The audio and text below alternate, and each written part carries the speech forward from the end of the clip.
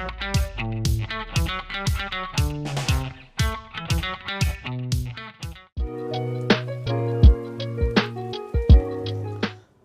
is a story about a cat who's afraid of water, and it also doesn't like other animals. And then one day this big flood destroys the cat's home, and the cat is forced to share a small boat with other animals. So it has to face two of its biggest fears, and yeah, it's a story told without dialogues. It's all these animals are behaving like animals, and yeah, so it's about this journey of this boat of animals traveling in this flooded world, and they're trying to escape from the flood and also trying to get along with each other. Yes, when I was in high school, actually, I made a short film about a cat I had at that time, and it's a simple hand-drawn film, and maybe technically not the best film I made, but there's something about the story that resonated with me, and I wanted to revisit and make like a feature version. But the feature is focused more on the relationship of the cat with the other animals, which were not in the short. Because it's really, this is the first time I'm working with a big team. I used to work alone, and this is kind of a story about my experience of learning how to work together, because the cat is also on a similar journey. Yeah, well, I don't remember if I really consider. When we were thinking of different dogs, we see a group of dogs. We were looking at different ones and like seeing what kind of which ones look the best together, which are the most interesting together. I don't remember if any other animals were considered. In Aqua, the short film, the bird was a seagull, but it didn't really work in this case because it needed to carry the cat, and so it needed to be a big bird, and it needed to have this kind of presence and authority. So we chose a secretary bird, which has that kind of, feels very kind of majestic, and yeah. So the dog is also inspired by two dogs I've had. So and the lemur and the bird and the capybara, I think we can be a little bit more expressive with their behavior.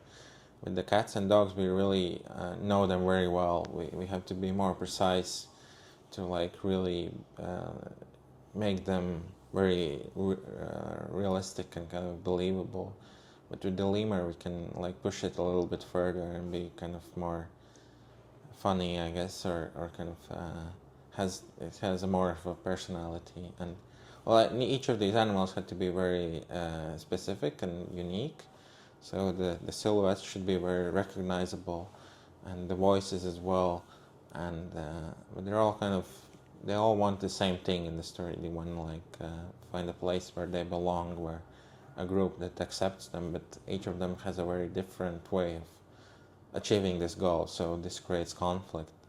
But it was important that we understand them and can relate to them. So even though they're flawed, I think I wanted to like, I didn't want any antagonists in the film.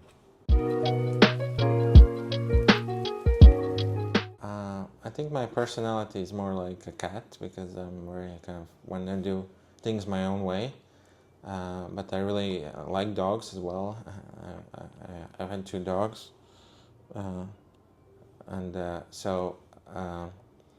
but if I had to choose, I think I would be the capybara, who's a very like peaceful and calm character.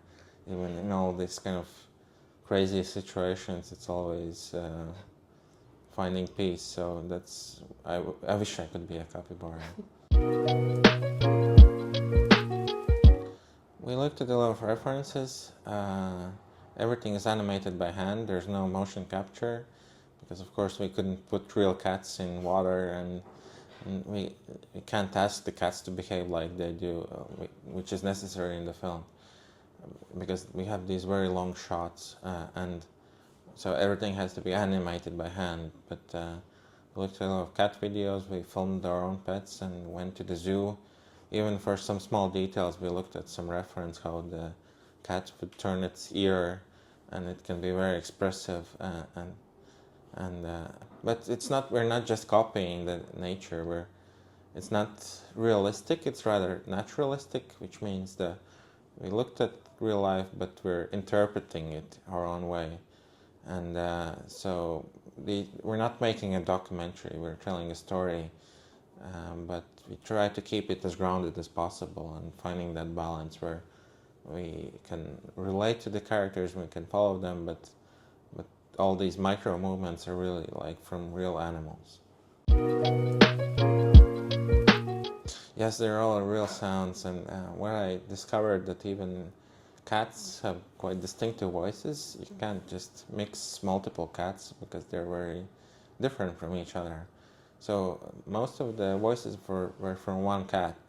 There were some occasions where we could use some different voices, but all the dog breeds are their specific breeds, and so we don't have like people mimicking these animals. The only different case is with the capybara, which is our sound designer actually did go to a zoo and tried recording a real capybara, but they're very silent. They don't make any noises. So they had to tickle the capybara to make it some sounds, but the sound was so inappropriate for this character. It's very kind of high pitched and kind of nervous sound, and this character is very peaceful and calm, so it didn't fit. And so we had to look for other animals, and finally we settled on baby camel, which is the voice of capybara. So sometimes in filmmaking, if you do like what is like realistic, it can be almost more unbelievable. Sometimes you need to like take some artistic liberties, and then it feels more kind of, yeah, you believe it more that way. Well, I wanted to create that sense of adventure where everything feels like we've never seen before. So that's why it's not really set in the real world, but we looked at references from all kinds of real places and combined them. And so there's some influence from Tibet and Mayan, like architecture from Aztec, and also like some European as well, but it's kind of merged together, and I wanted it to feel kind of timeless. You don't really know what time it's set in. We don't see any like modern day skyscrapers or any recent technology.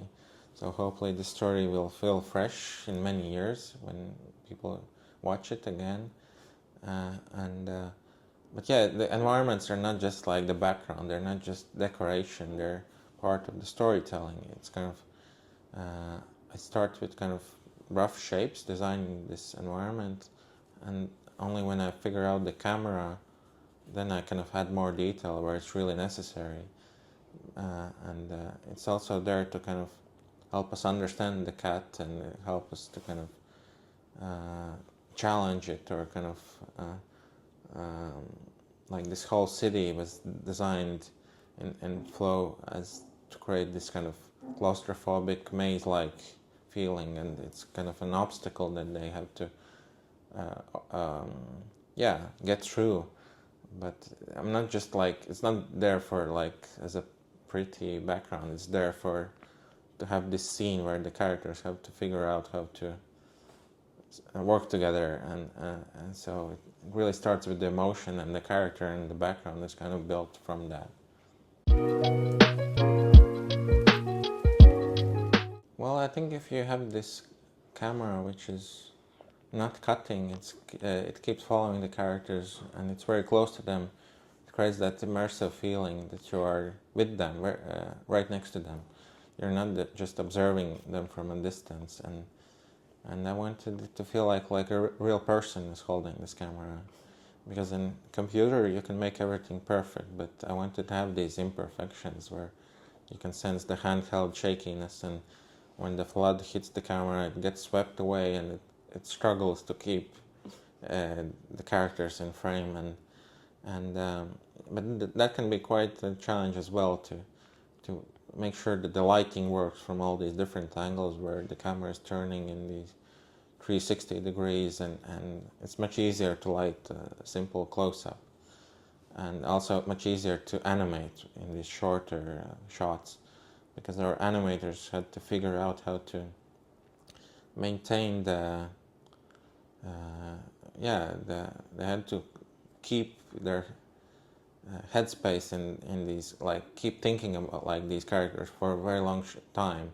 Sometimes they work on one shot for months for multiple months, and it can be quite difficult to like keep that focus for that long time, and so we had to figure out how to split these shots. Even though it's one shot, sometimes one animator takes over from another, so it was, yeah, we had to figure out how to do that.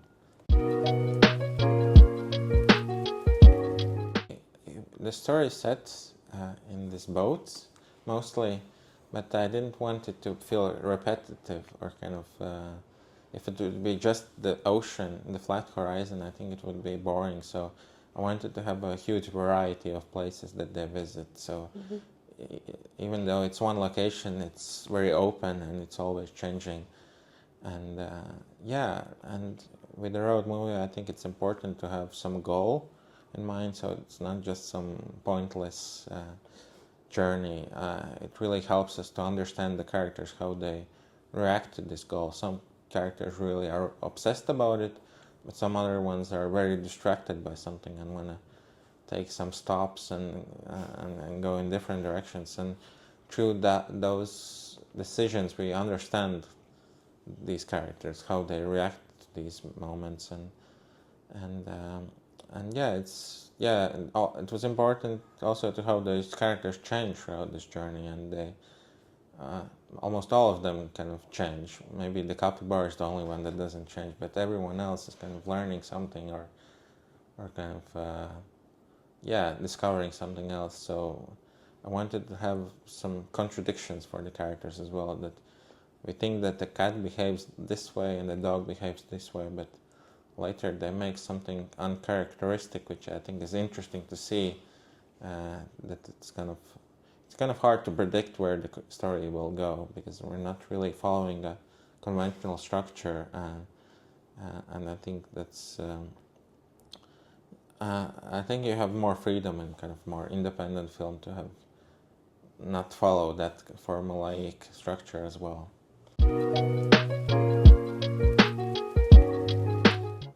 It's a big honor, and it's very rare that films without dialogue or animated films are selected in this category. So I hope they give us a chance. But yeah, no Latvian film has ever been nominated, so there's a lot of hopes.